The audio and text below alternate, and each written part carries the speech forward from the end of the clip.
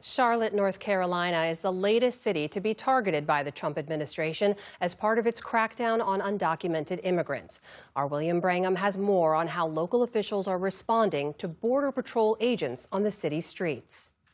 At least 130 people were arrested this weekend as part of the crackdown, which Border Patrol officials have named Charlotte's Web after the children's novel. Officers have already come under fire from the city's residents. One man had his truck windows smashed by agents, despite the fact that he was an American citizen. Local residents recorded agents questioning local landscapers about their immigration status. So for more on how the city is responding, we are joined now by George Dunlap. He serves as a commissioner for Mecklenburg County, which includes the city of Charlotte. Commissioner Dunlap, thank you so much for being here. Can you just tell us what is the latest, as far as you know, about these ICE raids in your community? Well, the latest is that the ICE raids continue. As a result of that, people continue to be sheltered in their homes, almost as if though they are prisoners. People are oftentimes intimidated because of the tactics of the ICE agents, and it's just wreaking havoc in our community. One of the things I will tell you is that Charlotte spent more than 25 years developing community policing, and it's working in our community. That's when community and police collaborate, working together to reduce crime in our community. And it seems as if though in a matter of a few hours, ICE agents has turned that into rubble. In the last few days, the man who is running these operations, Gregory Bovino, has been posting photographs of some of the people that they allege that they have been arresting. And they are saying that these people are guilty of crimes like DUIs, hit and runs, aggravated assaults. And they're arguing these people should be removed from your community and you should be grateful for this. What is your response to that?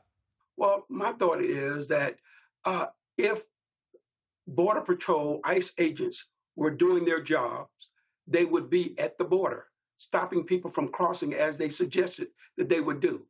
Nobody's upset at the fact that they go after hardened criminals, but we have not heard any information about hardened criminals that they've arrested, none at all.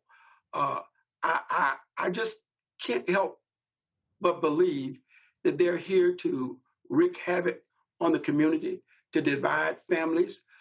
People are hurting. People are upset. This community is not accustomed to that.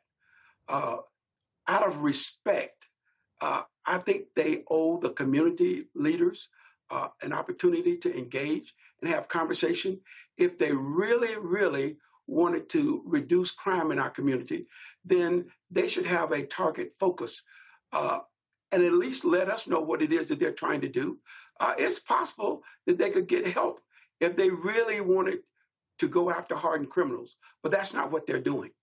So you're not getting communication either on their operations, who it is that they're specifically targeting, or the people that they have been apprehending?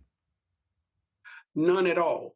And, you know, as we've discussed it, a lot of the elected officials have been discussing why that is the case. And we believe that it's primarily because most of the elected officials in Charlotte are of African-American descent. And you think that it's simply because you are Black Americans and most likely, I believe, Democrats, that the administration is choosing not to cooperate? Absolutely. Can you tell me a little bit more? I know this is a community in Charlotte in particular that has quite a few foreign-born residents. And you described the fact that people are sheltering in place right now. What else are you hearing from people about the mood on the streets? Well, you know, we have businesses that have closed down because they don't want their customers to come out and be subjected to brutality. The people who own laundromats, closing them down because they don't want customers to come out and be subjugated to this brutality. Grocery store owners closing down. Kids not showing up at school. Churches not having church service for fear that border agents and ICE agents will just show up. As you know, there was a brutal stabbing of the Ukrainian woman, not by an immigrant, but several months ago. And many Republicans pointed to that as evidence that your city was a lawless dangerous place to be. Do you think that's partly also why you were chosen? Absolutely not.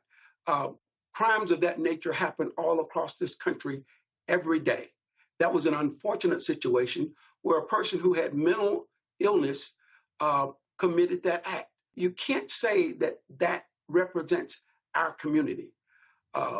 We have a loving community, as evident by the support that we provide to those people who are immigrants.